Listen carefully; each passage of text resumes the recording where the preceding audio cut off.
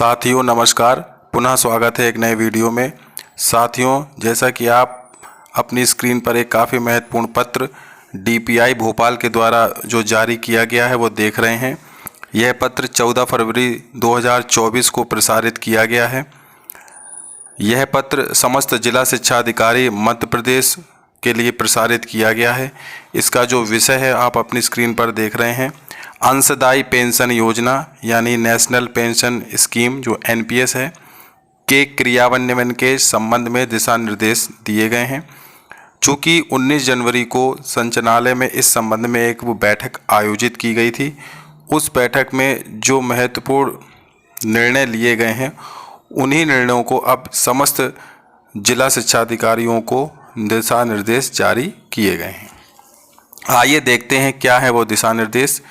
अध्यापक संवर्ग की अंशदायी पेंशन योजना अंतर्गत पेंशन संबंधी विभिन्न मुद्दों पर जानकारी प्राप्त करने हेतु दिनांक 19 जनवरी को संचालनालय में समस्त जिला शिक्षा अधिकारियों के प्रभारी लिपिकों के साथ बैठक आयोजित की गई। बैठक में आपके कार्यालय के संबंधित प्रभारी लिपिकों नोडल अधिकारियों से विभिन्न समस्या एवं सुझावों के संबंध में चर्चा की गई। उक्त बैठक में आपके कार्यालय के प्रभारी लिपिक नोडल के साथ साथ आपको भी निर्देशित किया जाता है।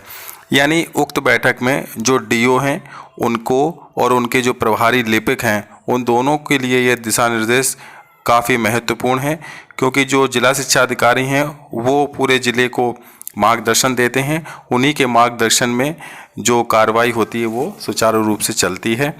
तो इसमें कई प्रकार के महत्वपूर्ण बिंदु दिए गए हैं।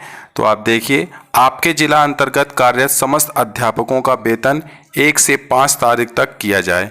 ये काफ़ी महत्वपूर्ण बिंदु है, क्योंकि कई कर्मचारियों का जो वेतन होती है अगर 1 से 5 तारीख तक उनको प्राप्त हो जाती है तो उनकी कई प्रकार की जो किस्तें हैं, लोन की किस्तें हैं या अन्य प्रकार की जो उनकी ईएमआईज़ वगैरह चलती हैं उस पर डिफ़ॉल्ट होने, उस पर जो अगर वो समय पे पेमेंट नहीं होता है तो बैंक द्वारा उनको अतिरिक्त चार्ज काटा जाता है, तो जिसका कि कर्मचारियों पर काफ़ी जो है लोड पड़ता है। तो ये अच्छा निर्णय है कि वेतन 1 से 5 तारीख तक हर हालत में मिल जाए।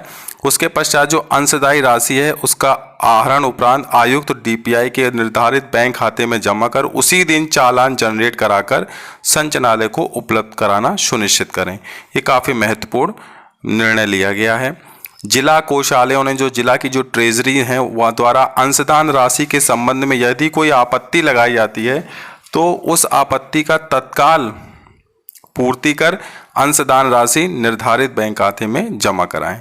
कुछ जिलों के प्रभारी लिपिकों द्वारा अवगत कराया गया है कि जिला कोषालयों द्वारा अनावश्यक आपत्ति लगाकर आपत्ति की जानकारी विलंब से उपलब्ध कराने के कारण चालान जनरेट करने में विलंब होता है।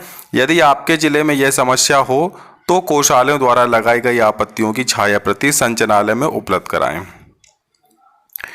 अंशदायी पेंशन योजना के संबंध में आपके जिले के प्रभारी लिपिक नोडल अधिकारी को आ रही समस्याओं के संबंध में संचालनालय को पत्र के माध्यम से अवगत कराएं। यानी अगर कोई आपको अंशदायी पेंशन योजना के संबंध में समस्या उत्पन्न होती है तो आप अपने वरिष्ठ कार्यालय से मार्गदर्शन ले सकते हैं। कुछ जिलों में ऐसे अध्यापकों की संख्या बहुत है जिन अध्यापकों को एम्प्लॉय कोड जारी नहीं हुए हैं, संविलियन नहीं हुआ है। इन अध्यापकों के प्रकरणों की सतत मॉनिटरिंग कर शीघ्र अध्यापकों को एम्प्लॉय कोड जनरेट कराए जाएं, क्योंकि जब तक एम्प्लॉय कोड जनरेट नहीं होंगे तो उनके आगे की प्रोसेस स्टार्ट नहीं हो पाएगी। अंशदायी पेंशन योजना के संबंध में ऑनलाइन कार्य करने हेतु आपके कार्यालय के प्रभारी लिपिक नोडल अधिकारी को कई बार एनएसडीएल एवं के फिनटेक के अधिकारियों द्वारा प्रशिक्षण दिया जा चुका है। अतः आपके कार्यालय के प्रशिक्षण प्राप्त लिपिक को बिना संचालनालय की अनुमति के अन्य व्यक्ति को कार्य न सौंपा जाए। ये काफ़ी महत्वपूर्ण काम होता है पेंशन का, इसलिए इसमें जो एक्सपर्ट होते हैं, जो प्रशिक्षित लोग होते हैं, वही सही तरीके से मार्गदर्शन देते हैं और सही तरीके से समस्या का हल करते हैं। तो जो इस विषय को गंभीरतापूर्वक समझते हैं वही सही दिशा निर्देश जारी करें तो ज़्यादा सही होता है। तो ऐसा इस बिंदु में दिया गया है। दिनांक 19 जनवरी 24 को आयोजित बैठक में कई जिला शिक्षा अधिकारियों द्वारा प्रभारी लिपिक नोडल के स्थान पर अन्य लिपिक को भेज दिया गया जिन्हें पेंशन योजना के संबंध में कोई ज्ञान नहीं था। अतः आगामी पेंशन योजना की बैठक में पेंशन योजना के प्रभारी लिपिक को ही उपस्थित के लिए निर्देशित करें। यानी जो जिस काम के लिए है उसी को भेजा जाए। आपके जिला अंतर्गत समस्त विकासखंड शिक्षा अधिकारियों की प्रतिमाह बैठक आयोजित कर पेंशन अंशदान की राशि जमा कराने, पेंशन संबंधी कार्य करने में आ रही समस्याओं का निराकरण करें। यदि आवश्यक हो तो संचालनालय से मार्गदर्शन भी प्राप्त करें।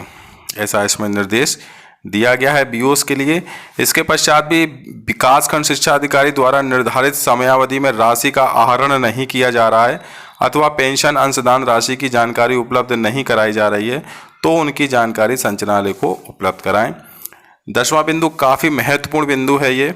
समस्त मिसिंग मासिक पेंशन अंशदान राशि चालान प्रतिमाह 15 तारीख के पूर्व अनिवार्य रूप से संचालनालय में उपलब्ध कराएं।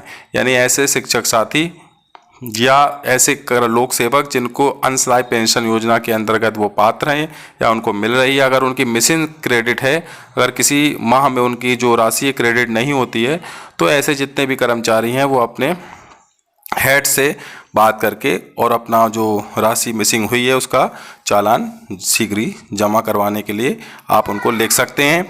चालान के कवरिंग लेटर पर माह का नाम, ब्लॉक का नाम, अध्यापकों की संख्या, कुल अंशदान राशि जमा करने का दिनांक, कुल राशि, शेष बची हुई राशि की स्पष्ट जानकारी निर्धारित प्रारूप में उपलब्ध कराएं। ऐसा इसमें दिया गया है।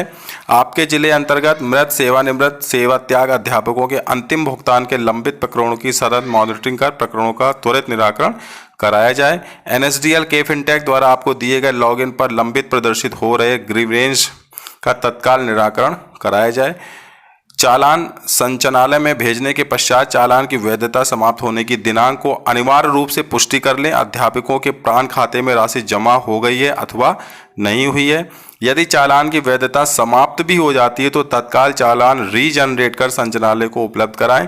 उपरोक्त क्रम में निम्नानुसार कार्रवाई अंशदायी पेंशन योजना के संबंध में कार्रवाई करें। आयुक्त द्वारा अनुमोदित KK द्विवेदी, संचालक DPI भोपाल।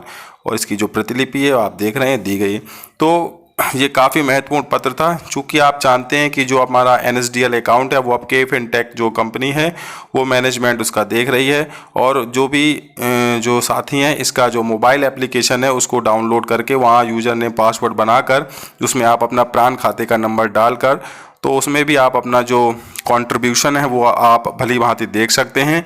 नहीं तो आप NSDL CRA की वेबसाइट पर जाकर अपने लॉगिन पासवर्ड से खोलकर आप अपनी मिसिंग क्रेडिट सेल्फ भी देख सकते हैं, जिससे कि आपको पता होगा कि आपका जो हर माह जो है NPS का कंट्रीब्यूशन आपके अकाउंट से और जो 14% गवर्नमेंट द्वारा उसमें ऐड किया जाता है वो मिलाया जा रहा है या नहीं जा रहा है। आप सेल्फ भी चेक कर सकते हैं और बल्कि हर वित्तीय वर्ष में आपको इसको भी चेक करना चाहिए, जिससे कहीं ना कहीं आपको भी नुकसान ना हो। तो साथियों, ये थी काफ़ी महत्वपूर्ण जानकारी अंशदायी पेंशन योजना के न्यू अपडेट के संबंध में। मिलेंगे फिर नई जानकारी नई अपडेट के साथ।